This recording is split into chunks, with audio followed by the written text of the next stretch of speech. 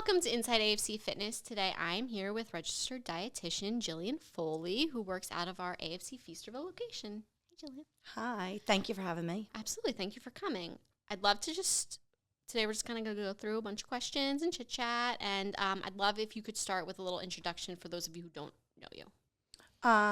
Like Jamie said, I am Jillian Foley, registered dietitian, nutritionista, if you want to follow me. I've been with AFC was the first job I got, and I can't seem to leave. And we love having you. It's fine.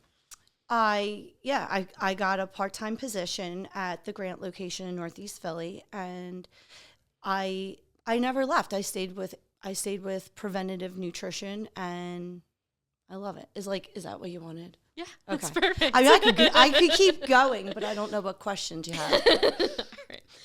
So I'm going to start off right with the beginning. So, what drew you to nutrition?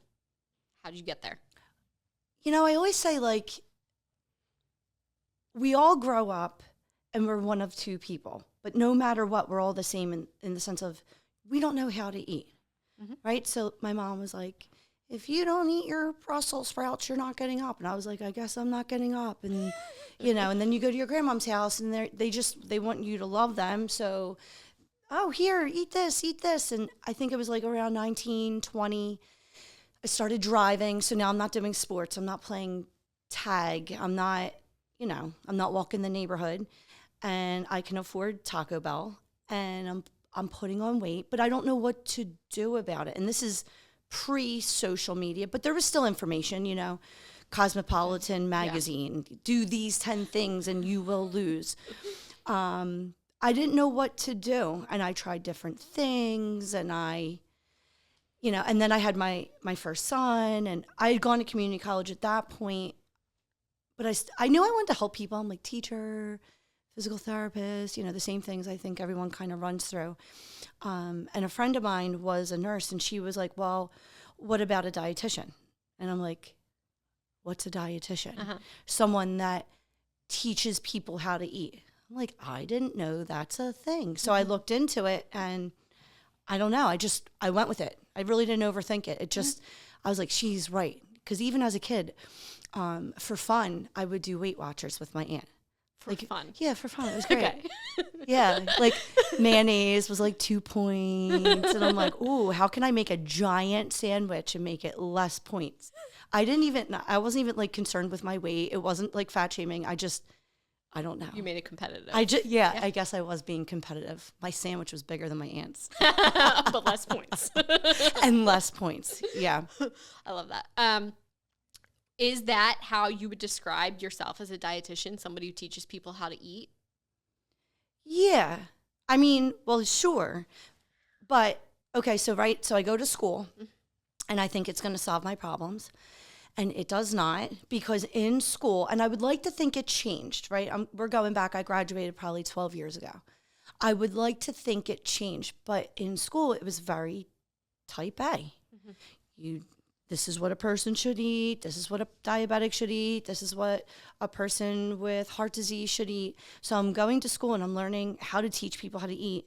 And then I'm going home, and I'm putting my kids to bed, and I'm tearing up a plate of nachos, and then I feel like a hypocrite, and then I wake up the next day, and I say I'm not going to do it. And I remember graduating and being like, I don't know it. Now I'm going to help someone. I don't know what to do. And one of my first appointments at IFC, I go over the plate, the typical thing, eat this, don't eat this is a serving size, blah, blah, blah. And she comes in it was probably her second or third appointment. She's like, you're going to be so upset with me. I didn't have a chance to do the things that you said. And as a new dietitian, I don't know how to react, but I do remember thinking, she's a lot like me, isn't she?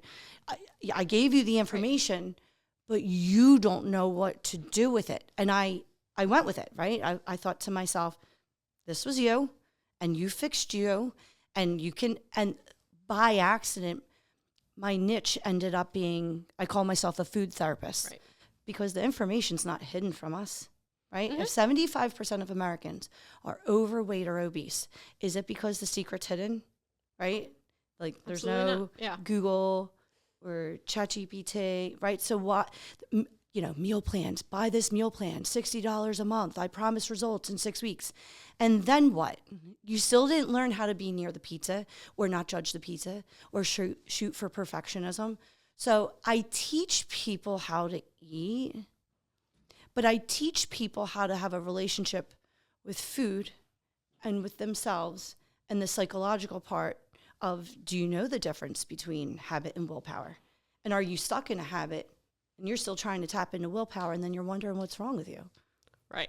Yeah. It's, I mean, we've talked previously, right. So I know, but yeah. I do think it's so much more than just teaching someone how to eat. Right. I think that it's really, because right. like you said, the information's there. The Everybody can teach information's themselves there. how to eat. Sure. It's a lot more right. layered than that. And it's a rookie thing. You know, I think like every dietitian probably thinks that that's how they're starting out. Yeah. And, fitness coaches, that's how they think they're starting out. And then they have even the trainers. I'm sure new trainers like, oh, I'm going to be great. I'm going to have this person work out. They said they have this goal. I'm going to be the one that gets them there. And then they realize after 8 weeks, the person keeps showing up late and then says that they didn't have time to go to the supermarket. And they get frustrated. And it's because on a psychological level, we really don't recognize our flaws and what to do with them. Right. So you started as a part-time and you've now have your own business that you run full-time with this. Is there anywhere through that career growth and everything that you had like a big aha moment that you're like, yeah, no, I'm doing exactly what I need to do? Or something that just made you like, I love it so much because of this? Yeah, I think like it fit. Okay. I don't believe in absolutes, and I'm like, if I like my job 80%, then that's it. And don't get me wrong, I burn out. I have to be on all day long. I have to listen. Not only do I have to listen to someone, I have to try to find out what they're really saying versus what they're saying. It's taxing. I'm tired. But I don't know that like at any point I was like, yeah, this is what I need to do, or doubted it ever. Yeah. Like, it's just, I am this. What would you say that you love most about it? I think watching a person who thinks they can't, all of a sudden it clicks. Because I know I tell people all the time, I'm like, I know it sounds like I'm sugarcoating it. I know it sounds like my glass is half full. And I'm not saying be complacent, but the way you're beating yourself down for the mistake you did isn't getting you there. I've been doing this long enough, and I think, after a while, they stop being resistant to it, and they believe me. They believe me, but they don't trust it yet. So they'll stop being resistant, and then when they start really accepting it and going, oh yeah, I did this, but blah, blah, blah, and this is what that was. And I'm like, that lights me up. Yeah. That is the only time in my whole life that I'm like totally present. I'm not thinking, when is this appointment over? When is my lunch? When am I done work? Does my daughter need a car? Like in that moment, I'm like, yes. You like, you see what I see, right? Because people think that their negative attitude towards their mistakes is fixing it, but they're dwelling. They're not problem solving. You can beat yourself up all you want, but how's that been going? Right? If you're not making a change and you're just being upset about it, okay. Right. Or you're trying to make the same change, or, so it's when a person finally, like, it's like the act of trying too hard. I want you to try. But when you're trying so hard, well, you don't get it. Why would I give myself that compliment if I didn't do it? All right. If you want to be mad at yourself, but you can't go back and you can't fix it, right? And when a person's like, yeah, I can see what you mean. It like, sure, that was an issue, but what's one slice of pizza? 300 calories. And when they get to that point that they stop with that like strong judgment, that is when their results start picking up. Because now they're not wasting energy beating themselves up over things that don't matter. Good thought. What do you not love about it? About my job? Yes. Other than fighting with insurance companies? am I allowed to say what I don't know. I'm like, don't answer this, Jill. You can sugarcoat it if you want. It is hard. So it's hard for me when a patient wants to school me on nutrition. Okay. And I have to I always have to remind myself, this isn't about you, Jill. This isn't about proving what you know. This is about helping them get to their goal through their journey, whatever that looks like. You got to help them see themselves. But, and that is something I had to learn along the way. I remember this one time being like, oh, could you, this woman was getting, I forget, like a really high calorie yogurt, right? And weight loss is unfortunately having to eat fewer calories than your body requires. Now, I don't want to starve a person either, right? So I look for little ways I could be like, oh, can we make that 220 calorie yogurt a Dannon Light and Fit 80? And she got mad at me. I don't like artificial sugars. They are bad for our liver. They are bad for our body. And because I was a newer dietitian, by accident, I said, well, you had 2 bottles of wine this week. And I really meant nothing by it other than I'm going to go ahead and say that's worse for your liver than a yogurt. And she didn't like it. And that was a lesson for me. You're not trying to win. No. If she doesn't like that yogurt, calling her out on another mistake doesn't fix it. It's very slippery slope. Right? Because I am there to teach, but I'm also there to guide. Mm-hmm. If I was there only to teach, what would I say? So far, there is no research that proves that artificial sugar is bad for it. But when a person says to me, I'm not eating that, I go, okay, we can pull it away from somewhere else. Yeah. I don't care. And that's one of the things, and I'll be honest, I don't talk to many registered dietitians regularly, so you are kind of my go-to. But that is one of the biggest things I noticed, that you are so willing to work with the person and meet them where they are, as opposed to trying to make everything black and white. You can't do this, you can do this. Right. Because that doesn't accommodate for everybody's life. Right. And that makes it harder on them rather than making these slight adjustments Absolutely. here and there, which is something that is attainable and can provide consistency. Right. Because if you think about it, I should meet them where they are. Mm-hmm. I shouldn't make them meet me where I am. Right. If everyone could do that, it would be easy for everyone. I'm years ahead, mm-hmm. right? I already went through my 6 years of overeating and trying different diets, and 5 to 6 years of nutrition education, and 2 years as a new dietitian, and 8 years as so I shouldn't make them come meet me, because then it's about me, right? Yeah. What would you say is a misconception about your job and your field that you'd like to set the record straight on for people? I think people think I'm going to tell them what to do. Mm-hmm. Actually, I know for a fact people think I'm going to tell them what to do, because whenever I get a new person who reaches out for an appointment, I always say, how did you hear about me? And they go, oh, so-and-so told me about you, and I just wasn't ready yet, which tells me I wasn't yet ready yet to be told what to do. Mm-hmm. I wasn't ready yet, but then, I was following you, and then I saw that you put up a video, and I realized, okay, it's time. And I think people come in for their first appointment often, and they want to tell me everything they're doing right. And I believe that also tells me that they want to show me what I don't need to, correct. Mm-hmm. So I think it's people are like, all right, we're doing this.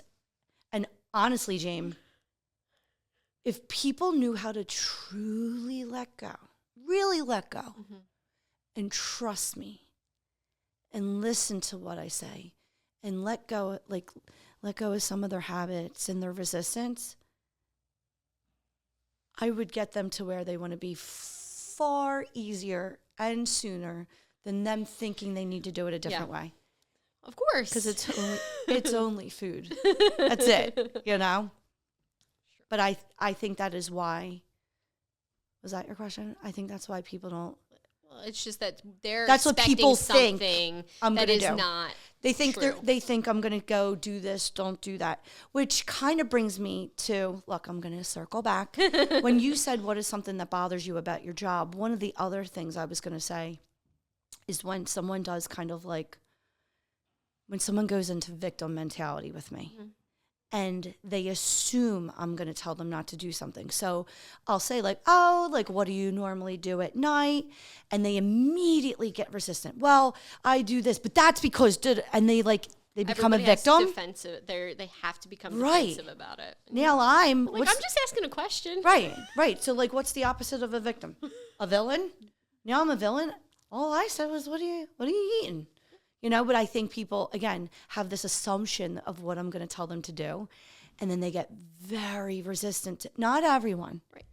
But some people get very resistant. And I'm like, hey, well, I didn't make you come. I also think that there's this assumption that you're somehow judging them. Right. When you're just trying to get the answer. Right. You can't help anybody if you don't have the information or if they're lying to you. Sure. But if you have the information, that also doesn't mean that you're judging them, because as you said, like, you did this already. Right. You're trying to help people better because you were able to make yourself better. You're just back in time. Yeah. You know?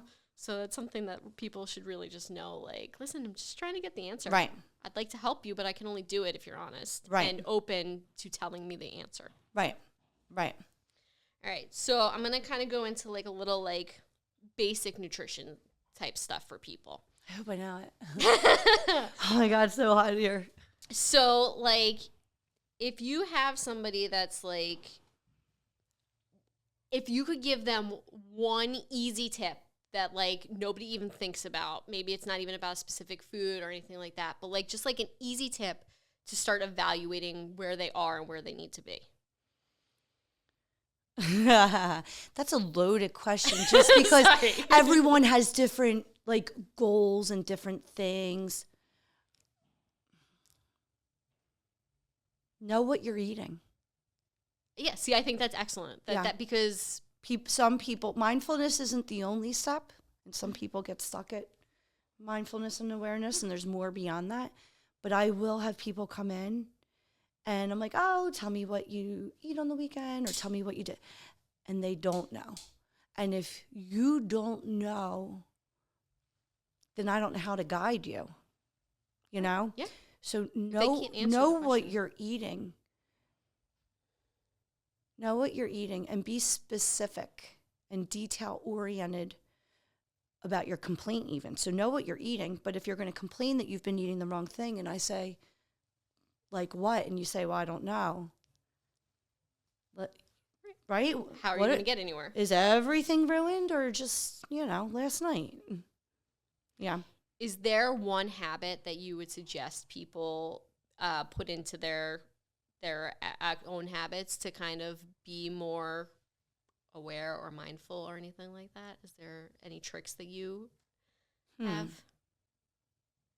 I would say if I really could only give, say someone was like, I'm busy and I can't do this and I can't do that, what's one thing you would tell me that could help me? Mm-hmm. I would say, do you have 5 to 10 minutes on a Saturday, Sunday, or a Monday?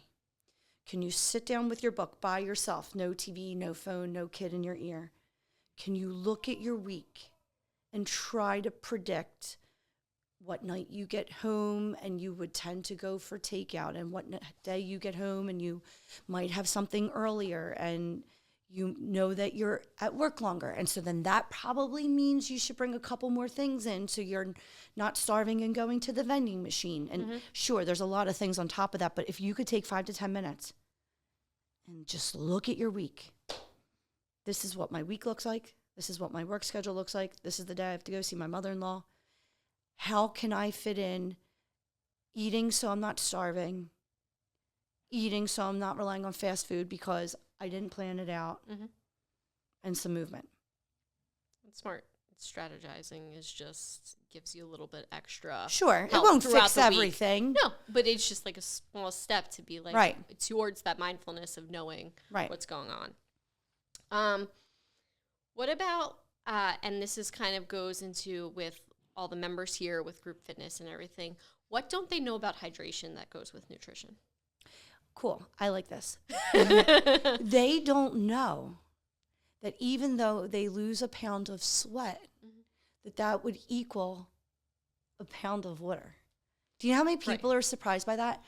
I'll tell people in spin class, weigh yourself before, weigh yourself after. And if you're down 3 pounds, that means you need 45 ounces of water just to make up for the 3 pounds of sweat you lost. And then you still need like the 70 to 80 ounces you need just being a human. They're like, what? No, I would never, ever look at it that way. Yeah. It's cool though, right? Yeah. Yeah. Cool for a dietitian. Yeah. This is something that's like huge, and I know you've written blogs about it and everything. Like, what about supplements? Are there things that you like have opinions about that you would suggest or suggest to avoid? I mean, I'm not a supplement pusher. Okay. I'm very much food first. Supplement means in place of. So unless a person is a vegan or a vegetarian, am I going to really take a look and be like, okay, you might need B12 and you might need iron. I think we have to be careful. I see people taking a lot of supplements, and it's like those 4 things that you just listed are natural blood thinners, but they're concentrated, and you take a mini aspirin for your heart. And I'm not a supplement pusher, but I do always say, if you come across something on the internet, do your research. I don't care that it was a doctor. They're trying to make money, right? That's why I don't have much, because I'm not pushing anything. I have no agenda. So if you're going to have some doctor telling you that you must take ashwagandha, do the research. If it's a .org, a .edu, a .gov, they're not making money off of it from their book, right? You know. And if you're not sure, you can go to a doctor. You can ask for a full panel. They don't check everything, but they'll check your iron, your D, your B12. So this is kind of something that one of our other coworkers and I were talking about earlier this week. They're just putting protein in everything now. Everything. I love it. So are you tracking everyone's protein? Are you worried that people aren't getting enough protein? Is this something we should be putting in everything? Protein only needs to make up 25% of our calorie needs. I am an athlete, and I shoot for 100, maybe 120 grams. And even that 120 is on the higher side if I didn't get it the day before. Everyone is being told they need more protein, that it fills you longer. Now, that is true. The stomach takes longer to break down 3 things: protein, fat, fiber. Okay. Right? But let's be honest. So think of it like this. Let's take a slice of white bread and a slice of whole wheat bread, and you put them in a cup of water, and you shake them up, and after an hour or 2, you look at them. The whole wheat bread's going to have a little bit more integrity than that white piece, right? Because the fiber takes longer to break down. Our stomach works differently. It has stomach acid and bile. But you get my point, right? Same thing. You put a slice of whole wheat bread now in a glass, and then, pieces of chicken, right? That chicken's going to take a little bit longer to break down. Yeah. But protein powder is processed. What happens when you put protein powder in a glass of water, right? So I've got people putting protein powder in protein sources even. They're putting protein powder in yogurt, right? Yogurt is already 14, 15 grams. So I think this just is it fair to say okay, fine, protein can be harder to get, right? Carbs are shelf stable, right? When I'm out of hard-boiled eggs and I'm out of chicken, my cabinet still has packs of rice and pasta and chips and pretzels and crackers and granola bars, right? But just because carbs are shelf stable, does that mean we should tell everyone they need more protein? And guess what? Protein has calories. So if you start upping your protein more than you need and you feel like you're not losing. Got it. Right. Yes. Yeah. All right. Last one in this section, but do you think we need to be scared of carbs? No. Okay. That's all I'm saying. Listen, I love a carb. Yeah. All right. So in addition to all the nutrition stuff you do, you actually also teach group exercise classes for us too. So I guess, how did you start doing that? Like, how did you bridge the gap between the two? So it all started a long time ago. I used to take spin with Michelle, who was like the best spin instructor ever, and I was part of the group, right? I was part of the fun, and I used to pretend to teach spin in my head, and she was leaving. I think she was retiring or moving to the city or whatever. And because I took spin a lot, every time the Group X, what was she? Group X director? Let's call her that.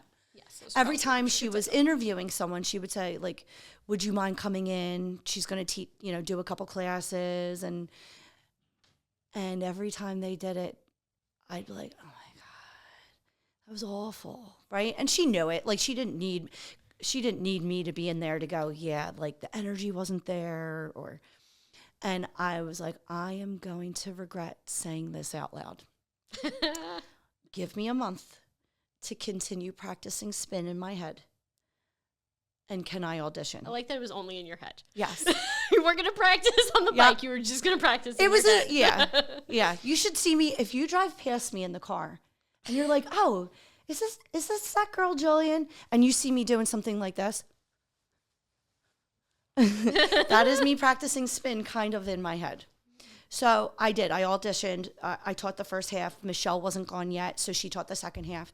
The class was in there, and they were like, oh, my God, we love it. And that was it. That was the start of it.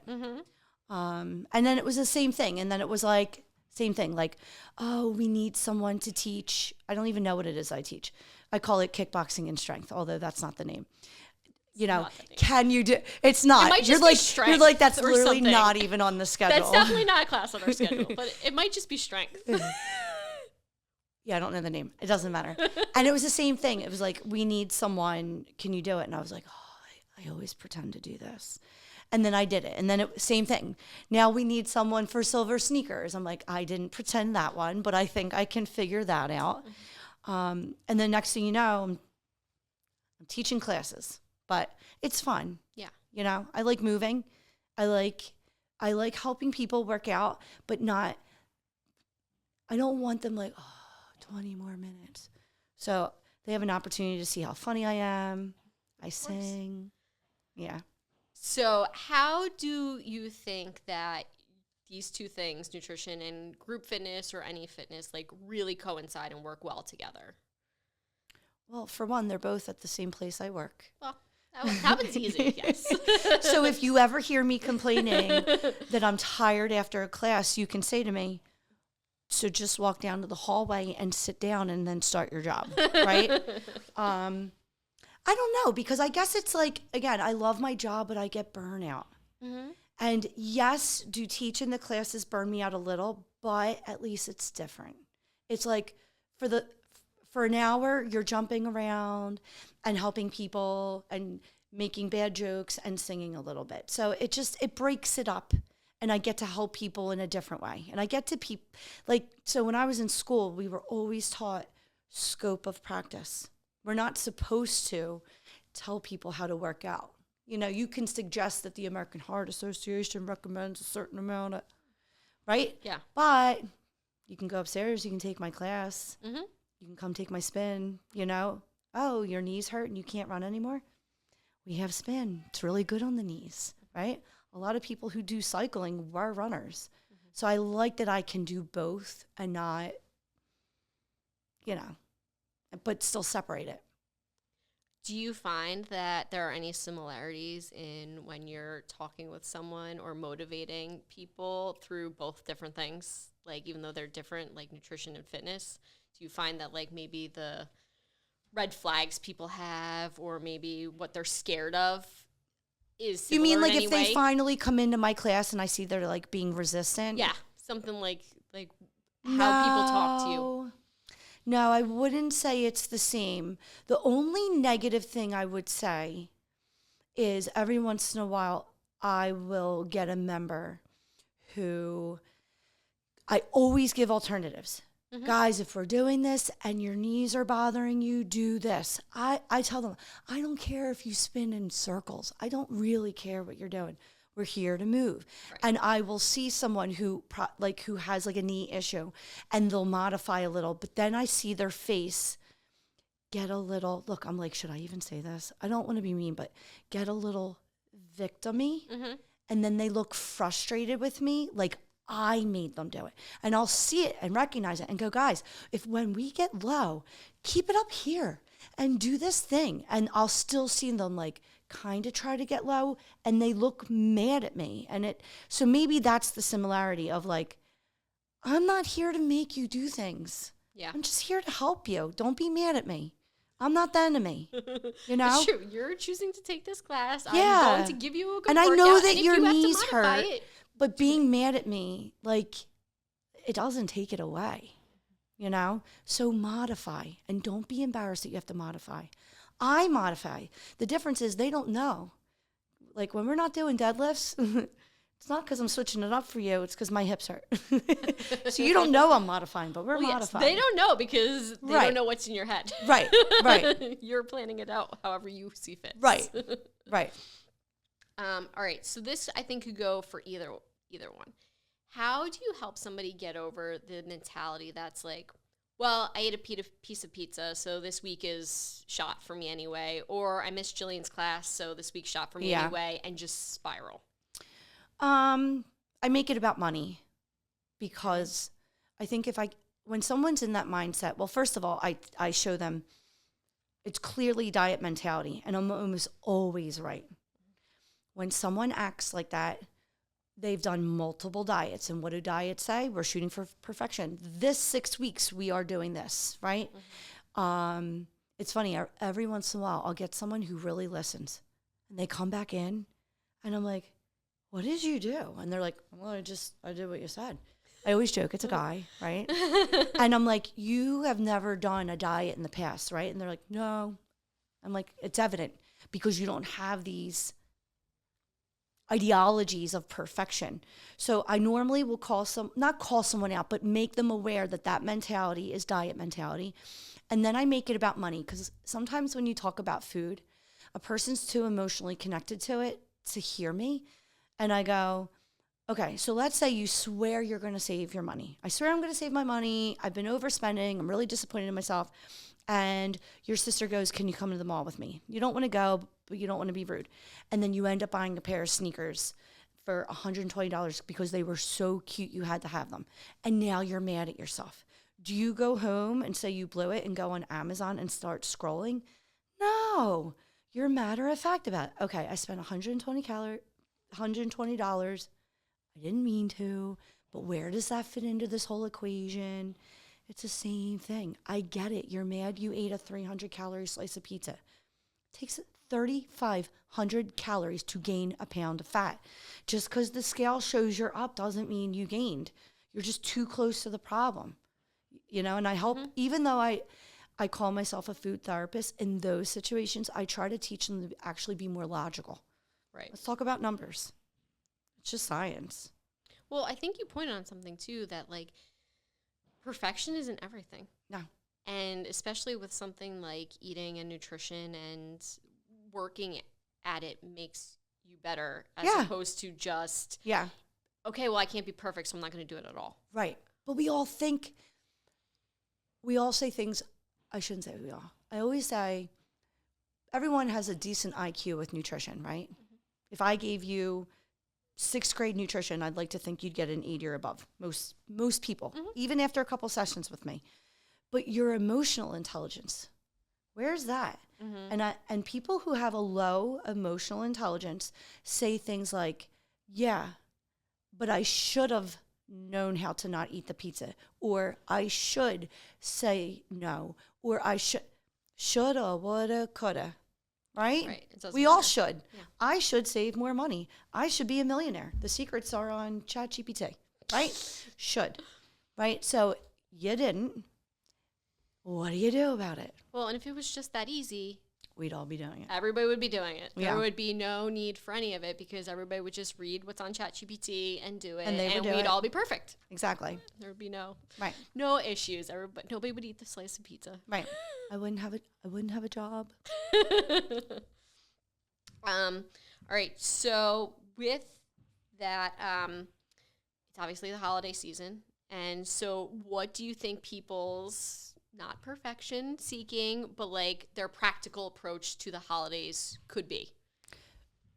So I will tell you right now, the patients that have been with me for a while, that I have taught them to talk to themselves before our appointment, they are basically telling me what I would already tell them. Mm-hmm. And they are saying, I came out of Thanksgiving feeling like pretty proud of myself. I mean, did I have the pie?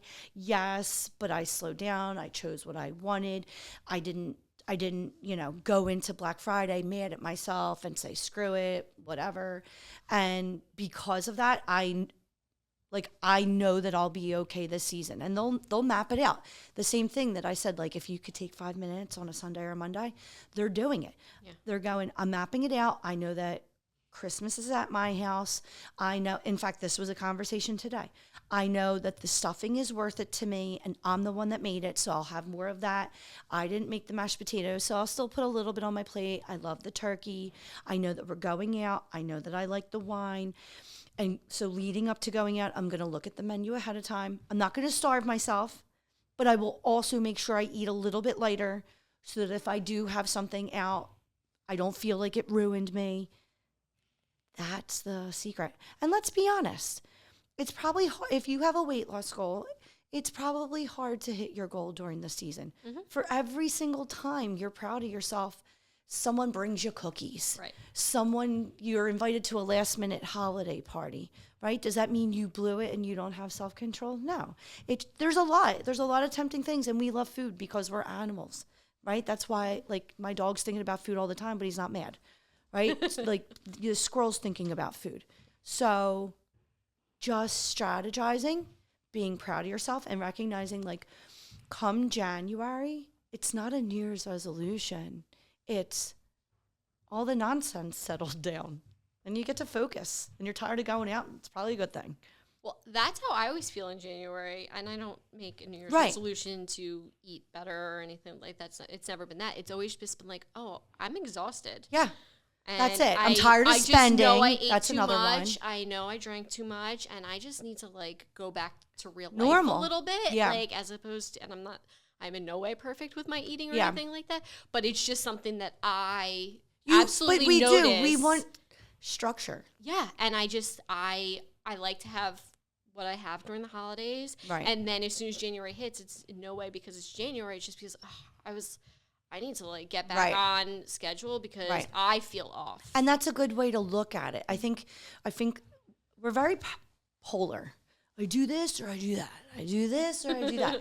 I'll be like, oh, like, have you been, like, contemplating January? Of course I ask that. I love goal setting. I love growing. No, I don't believe in New Year's resolutions. Why? Because so many times it was a perfectionist mentality. Why can't you still get to January and be like, it's a new year? Like, let me reflect on myself, you know? And that's the right way to do it. You're not doing, like, dry January, drunk February, That would defeat the purpose, I think. Yeah. But well, there's a lot to be said about that. So you just touched on goal setting. So what do you think are some great goals that people come in to you with, or goals that you think people should come into you with? Yeah, that's a good question. I don't mind if someone says, I just want to eat well. That really is okay. And maybe it's my own insecurity that sometimes I wish there was a value, like a numerical value, that we could track progress. Because eat well is very subjective, and it also depends on a person's attitude. Right? If it's January and you say, I just want to eat well, it might look good, right? Mm-hmm. If it's November and you say, I just want to eat well, and we were to, like, truly compare, we'd go, whoa, January looked better, right? Right. So I like when someone has something measurable, right? Like, fine, a lot of people are trying to lose weight. That's an easy one for me. You came in, you said this is the weight that you reported at home. If you want to use your reported weight, or if you're stepping on my scale. Some people make it more about body fat. And that's neat when a person starts really working out, because the scale might not move, but the body fat's been going down. So that's neat, because that tells me then that they're building muscle. Or if a person shows me their blood work and they're like, oh, the doctor wants to see me again in 6 months. My cholesterol was high. I'm like, let's do 3. Like, well, it's not going to be in the normal range. I didn't say that. We're looking for progress. Yeah. We're looking for trends. So as far as goal setting is concerned, I like tangible. And again, I don't know if it's me being like, I need to prove my worth to them.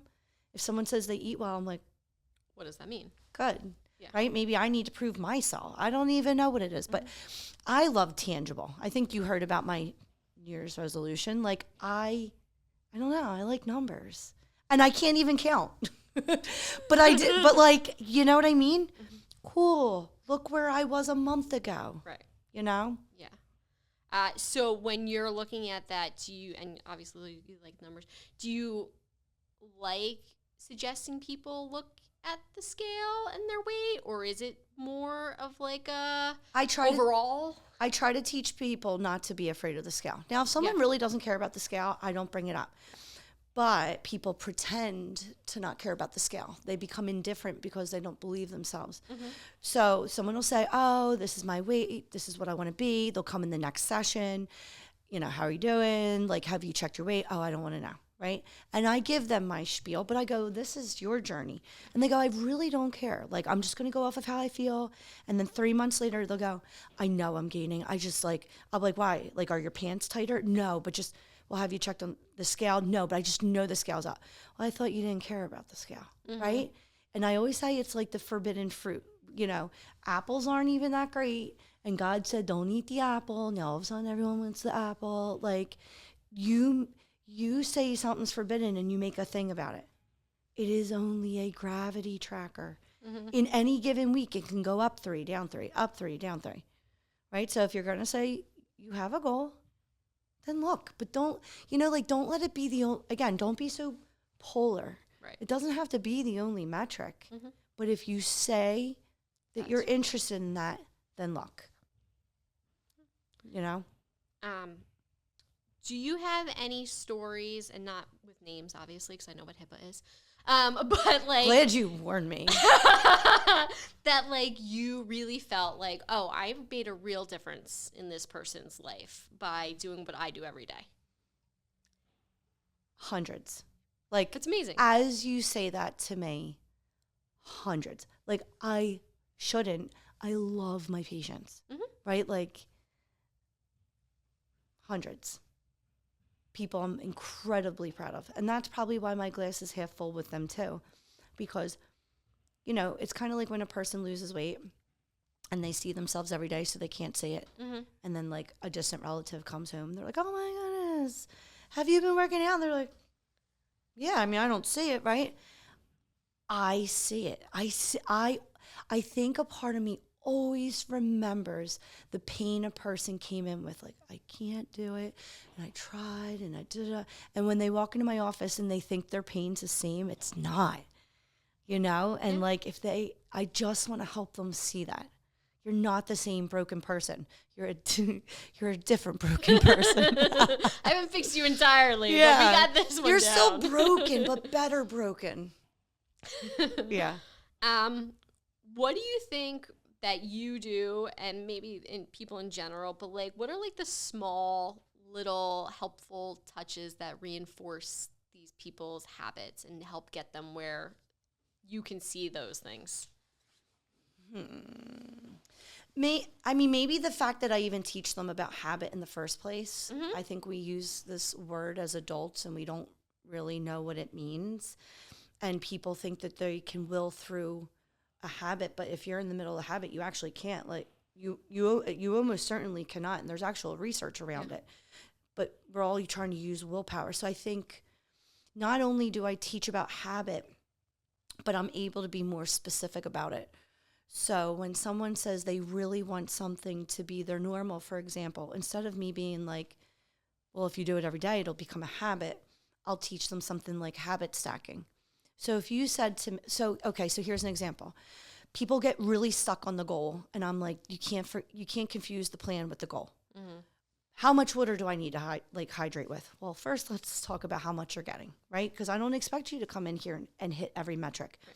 So if a person says to me, I'm not drinking enough, and I go through their day and they're only getting 40 ounces, let's say, I'm not going to tell them, drink more, right? You don't get it, like this and this and this. And I'm like, okay, take me through your day. Do you have coffee in the morning? Of course, I would die. Me too, right? When you're done your coffee, have you left your house yet, or are you at work? No, I'm at my house. And how long are you there? Well, I'm still getting things together. So can you, as soon as you put the coffee mug in the sink, go get yourself 8 to 10 ounces, chug it real quick. You don't got to be a sipper. Mm-hmm. Chug it, right? That's habit stacking. Yeah, but that's not going to, I don't care what it's going to do. Are you starting every single day with 8 to 10 more ounces? And if you do it daily, are you developing habits you don't have to make yourself, right? So if there's any tip that I use, it's I teach people about their own habits and how they can break them and how they can make them. Yeah. My answers are long, Jamie. That's okay. I'm like, I do hear myself. Yeah. All right. So for anyone out there who might be nervous about reaching out to a registered dietitian, maybe they were recommended by somebody else or even by their doctor or something, and they just don't want to. They're scared. Mm-hmm. What would you say to make it more approachable and make them a little less nervous? You should be nervous because you didn't say any dietitian. You said any dietitian, right? Yeah, the rest of them, they're not that great. You should come and see me and you'll be less nervous. I'm just kidding. What do you have to lose, right? It's the same with like therapy. It's the same with a doctor. Why haven't you been getting your blood work? I don't like my doctor. So then find another one. Right. Why haven't you gone to therapy? You keep saying you're really like going through these things mentally. I had one once. So that's it? Yeah. Like, did you go and buy a pair of jeans once and they didn't fit you well, so now you're naked? Right? Set up an appointment, and if you don't like what they have to say, then you find another one. Mm-hmm. Most insurances cover nutrition. And I think there's I remember when I first started working for AFC, and the manager, the general manager didn't know what a dietitian was. And he goes, so why don't you call yourself a nutritionist? Because then no one would know what a dietitian is. Anyone can call themselves a nutritionist, right? I worked my butt off for this, right? So like, we should normalize dietitians. Mm-hmm. How many people go to the doctor and have issues? And how many people get told they should either stop eating blah, blah, blah, go on this medication, right? How many people get told to see a dietitian, right? So if you're nervous and you find out that your insurance covers nutrition with a dietitian, do me a favor and see a dietitian so we can normalize this nonsense and stop going on drugs as the first effort. Yeah. Yeah. Okay. I've got a couple of rapid fire questions for you. So first thing that comes to rapid? Mind. Yeah. I thought you said rabbit at first. Just the first thing that comes to your mind. Okay. Favorite healthy snack or meal? Fried rice, popcorn. I ate a bag of popcorn for lunch yesterday. No judgment. Favorite unhealthy snack or meal? Nachos. Cookie dough. Favorite exercise? My bicycle. Could have guessed that. Least favorite exercise? Zumba. Okay. I'm surprised. Really? You think this can dance? I just feel like you'd really get into the music and make it very enjoyable. I'm too self-conscious. Okay. Yeah. Go to hype track. Go to what? Hype track. Like when you're working out, like what do you want to hear? Gets you pumped. So lately I'm listening to Ready to Die from Biggie. Okay. And what's your like cool down recovery mode? What's your favorite thing to do? Wait, is this music? I wasn't thinking music, but if it is music, I was just thinking. Like, I thought this was like part two. How do you shut off?